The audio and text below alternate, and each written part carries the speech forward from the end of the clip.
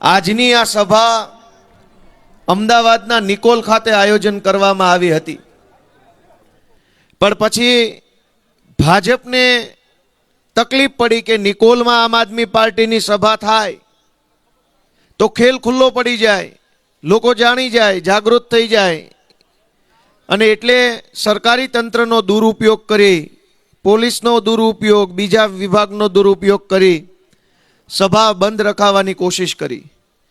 અને અમારા આમ આદમી પાર્ટીના જ્વેલબેન, કુલદીપસિંહ, અન્ય જીતુભાઈ, બધા અનેક આગેવાનોએ ખૂબ મહેનત કરી, આખી રાત જાગ્યા. હું પોતે ગઈકાલે રાત્રે 3 વાગ્યા સુધી જાગતો હતો. બધાએ જાગીને મહેનત કરી અને પાછી આ સભાને અહીંયા સફળ બનાવવાની કોશિશ કરી દોસ્તો. અને આ કોશિશમાં સૌથી મોટો આભાર માનવો હોય તો આ જમીન જેમણે આપણને આપી એવા હરજી બાપાને, એમનો ખૂબ ખૂબ હું તો આભાર વ્યક્ત કરું છું કે મક્કમ મનના થઈને એણે કીધું કે સભા મારી જમીનમાં ભલે થાય. દોસ્તો, આમ આદમી પાર્ટી દ્વારા જ્યાં સભા રાખવામાં આવે ઈ જગ્યાના માલિકને તરત જ પોલીસ સ્ટેશનમાંથી કે મામલતદાર ઓફિસમાંથી કે ભાજપની ઓફિસમાંથી ફોન કરવામાં આવે કે ભાઈ તમે કેમ જગ્યા આપી. દોસ્તો, આમ આદમી પાર્ટીની સભા કદાચ થઈ જાય, 4 આગેવાન પોતાની વાત રજૂ કરી જાય તો એમાં ગુજરાતમાં તકલીફ શું પડી જાય છે? આ થઈ સભા, હું બોલીશ, કેજરીવાલ સાહેબ કહેશે, ઈશુદાનભાઈ 4 વાતો આપણને રજૂ કરશે, એમાં તકલીફ શું પડે છે? શા માટે ના પાડવી પડે છે? દારૂ વેચનારાને તો કોઈ ફોન કરીને પૂછતો નથી કોની જગ્યામાં દારૂ વેચે છો. અવાજ વધારો ને ભાઈ, કેમ આમ કરો છો? એની ઉપર વધારો. દારૂ વેચનારાને તો કોઈ પૂછતું નથી ભાઈ કે કઈ જગ્યામાં બેસીને દારૂ વેચે છો, કોને પૂછીને વેચે છો. બેફામ દારૂ વેચાય છે, ડ્રગ્સ વેચાય છે, જમીન માફિયાઓ ગમે એની જમીન ઉપર કબજા કરી લે છે અને તોડ કરી જાય છે, તો કોઈ પૂછવા વાળું ગુજરાતમાં નથી. આમ આદમી પાર્ટીની સભા કરવી હોય તો પૂછે છે કે આને જમીન શું કામ આપી, જગ્યા શું કામ આપી.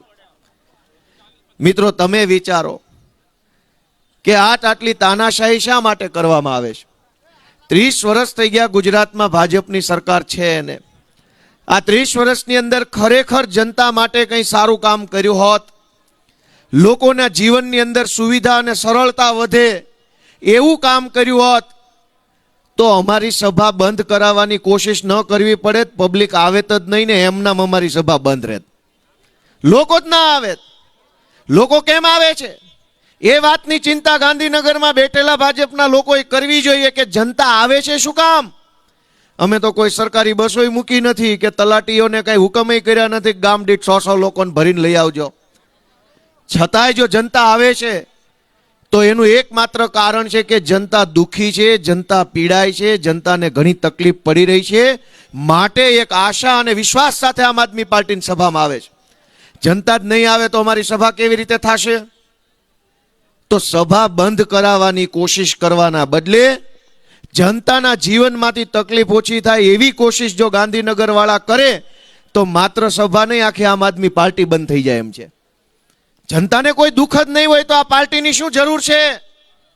ગામડાના ખેડૂતને કોઈ તકલીફ ન હોય, પશુપાલકોનું જીવન સરસ ચાલતું હોય, વેપારી ખુશખુશાલ થઈને વેપાર કરતા હોય, મજૂર માણસને સન્માનપૂર્વક જીવવાનો અધિકાર મળી રહેતો હોય, તો પછી અમારી આ પાર્ટીની ગુજરાતમાં જરૂર જ ન પડે. સભા ક્યાં, પાર્ટી જ નહીં હોય.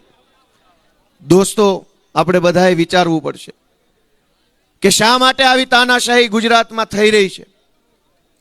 અંગ્રેજો જ્યારે આ દેશમાંથી ગયા, 200 વર્ષ સુધી લડાઈ આલી, ગાંધીજી, સરદાર પટેલ, જવાહરલાલ નહેરુ એવા કેટલાય મહાપુરુષોએ અંગ્રેજો સામે બાંધવામાં આખી જિંદગી ખર્ચી નાખી. અને એક સમય એવો આવ્યો કે અંગ્રેજોએ આ દેશમાંથી જવું પડ્યું. જાતા જાતા અંગ્રેજો એવું કહેતા ગયા હતા કે તમે જીદ કરી, આટલું બધું લાંબી લડાઈ લડ્યા, અને આ સમયનું એવું ચક્ર છે કે હવે તમારા કારણે અમારે જવું પડે છે, પણ તમારા દેશમાં લોકશાહી આવશે ને તો અમારી જેવી સરકાર નહીં આવે, ગુંડા, લુખ્ખા અને લફંગાઓ નેતા બનીને ફરશે. આ તમે ખોટું કરી રહ્યા છો. આવું અંગ્રેજોએ કીધું. ગાંધીજી, સરદાર પટેલે એ બધાએ એવું કીધું કે ભાઈ અમે બેઠા છીએ, ક્યાંથી ગુંડા લુખા આવવાના છે? શું વાત કરો, જાઓ નીકળો, હાલો, અમારા બાપનો દેશ છે. અંગ્રેજોના શબ્દો દોસ્તો હાચા ન પડે ને એ જોવાની જવાબદારી દેશમાં જન્મતી દરેક નવી પેઢીની છે. દરેક પેઢીની જવાબદારી છે કે અંગ્રેજોના શબ્દો હાચા ન પડવા જોઈએ. એ આજથી 75 વર્ષ પહેલા કહીને ગયા કે અમે આઝાદ કરીને જાશું તો ગુંડાઓના લફંગાઓના હાથમાં સરકાર આવી જશે, પછી તમે શું કરશો? ક્યાંક ને ક્યાંક અંગ્રેજોના શબ્દો હાચા પડતા હોય એવું લાગે છે કે નથી લાગતું? કયો છે, લાગે છે કે નથી લાગતું? દોસ્તો, અંગ્રેજોના શબ્દો હાચા પડે ભારત દેશમાં પોહાય કે ન પોહાય? એ વાત આપણને મંજૂર છે કે નહીં? દોસ્તો, આમ આદમી પાર્ટી માટે નહીં, ગોપાલ ઇટાલિયા માટે નહીં, અરવિંદ કેજરીવાલ માટે નહીં, તમારા પોતાના માટે અને ભારત દેશ માટે થઈને આપણે જાગવું જરૂરી છે કે અંગ્રેજો 75 વર્ષ પછી એમ ન કહી જાય, કહેતા હતા ને જો આજ થવાની હતી. આજ કેવા કેવા માણસોના હાથમાં સરકાર આવી ગઈ, જેને સામાન્ય માણસના જીવનની અંદર કેટલી સમસ્યા છે એની કોઈ ચિંતા સરકારમાં બેઠેલા માણસને નથી. વિસાવદર વિધાનસભાના ખેડૂતોએ મને ધારાસભ્ય બનાવ્યો. હું ગાંધીનગર ગયો, વિધાનસભાના સત્રમાં બેઠો, અનેક નેતાઓને અધિકારીઓને જોયા પછી ખબર પડી કે ગુજરાતમાં સરકાર જેવું કાંઈ છે નહીં, બધું સર્કસ જ હાલે છે, ચારો તરફ સર્કસ છે. કોઈ નેતાનું કશું જ કાંઈ ઉપજતું નથી. વડોદરાના ભાજપના 5 ધારાસભ્યોએ મુખ્યમંત્રી સાહેબને પત્ર લખ્યો કે અમારું મામલતદાર એ માનતો નથી. 5 ધારાસભ્યો ભાજપના એ પત્ર લખ્યો કે અમારું કોઈ કાંઈ માનતું નથી, અમારું કાંઈ ઉપજતું નથી, આવો લેટર મુખ્યમંત્રીને લખ્યો. મુખ્યમંત્રી સાહેબની હાલત હું જાણું છું, કેમ કે મારે એમને ઘણી વખત મળવાનું થયું. ઈ પોતે આવું કંઈક લખવા માંગે છે, પણ ઈ કોને લખે? ઈ ઈચ્છે છે કે મારે લખવું છે. આ તો ધારાસભ્ય હતા તો મુખ્યમંત્રી સાહેબને લખ્યું. મુખ્યમંત્રી કોને જઈને કહે છે કે અમારું કાંઈ ઉપજતું નથી, બધું અધિકારીશાહી છે. મિત્રો, આજે ગુજરાતની પરિસ્થિતિ એવી છે કે સામાન્યમાં સામાન્ય સરકારી કામ કરાવવું હોય તો માણસને એક આખો ભાવ વયો જાય એટલું અઘરું છે. ખાલી આધાર કાર્ડમાં નામ સુધારવું હોય કે રેશન કાર્ડમાંથી કૂપનમાંથી નામ કઢાવવું હોય, ઓહો, મામલતદાર ઓફિસના ધક્કા ધક્કા ધક્કા, આ ફોર્મ, આ સિક્કો, અહીંયા સહી, અંગૂઠો, ફોટો, તલાટીનો દાખલો, આનો દાખલો, ઓલાનો દાખલો. આમ આદમી પાર્ટી કોનાથી બનેલી છે? તો કે ગુજરાતના સામાન્ય પરિવારમાં, નાના ઘરમાં, ગરીબ પરિવારમાં જન્મેલા સામાન્ય લોકોથી બનેલી આમ આદમી પાર્ટી છે. કોઈ મોટા મોટા કદાવર નેતાના પરિવારના સંતાનો આમાં નથી, પણ સંઘર્ષ કરીને, મહેનત કરીને, ખૂબ ભોગ આપીને, યોગદાન આપીને પોતાની રાજનીતિમાં જગ્યા બનાવી હોય એવા ઈશુદાનભાઈ ગઢવી જેવા, ચૈતરભાઈ વસાવા જેવા, પ્રવીણભાઈ રામ, રાજુભાઈ કરપડા જેવા આગેવાનો આ પાર્ટીનું નેતૃત્વ કરી રહ્યા છે. એક તરફ શક્તિશાળી માણસો છે કે જેમની પાસે ખૂબ પૈસા, ખૂબ તાકાત, ખૂબ સત્તા છે. એક બાજુ અમારી જેવા તમારા સંતાનો છે કે જેની પાસે પૈસા નથી, મોટું ટોળું નથી, પણ એની અંદર હિંમત છે અને ઈમાનદારીથી લડવા માટેની દાનત છે. એવા નેતાઓ આ મંચ ઉપર બેઠા છે. મિત્રો, આપણે સૌએ નક્કી કરવાનું છે કે આ ગુજરાતની અંદર આવનારા દિવસોમાં રાજનીતિમાં કેવો બદલાવ આવશે. આપણે જોઈએ તો આપણને ખ્યાલ આવે કે ચારો તરફ તાનાશાહી.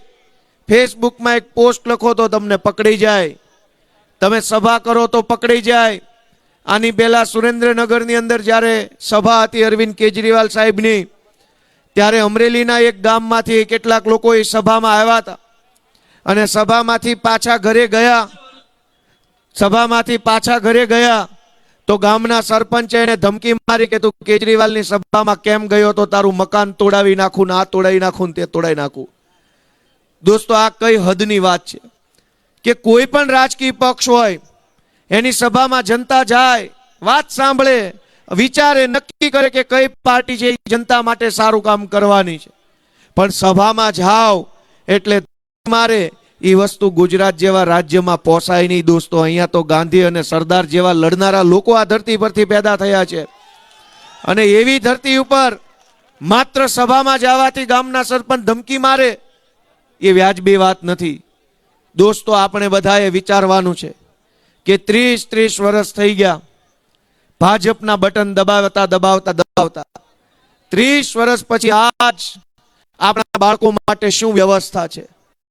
શાળાની હાલત જુઓ, દવાખાનાની હાલત જુઓ, રોડ રસ્તાની હાલત જુઓ.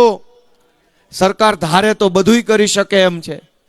વડાપ્રધાન આવવાના હોય, મુખ્યમંત્રી આવવાના હોય, મંત્રીઓ આવવાના હોય, આખું સરકારી તંત્ર રાતોરાત કામે લાગી જાય. ચાલુ વરસાદે રોડ બની જાય, આખી રાતમાં રોડ બની જાય ને સવાર થાય તો અમેરિકા જેવો માહોલ બનાવીને આપી દે છે.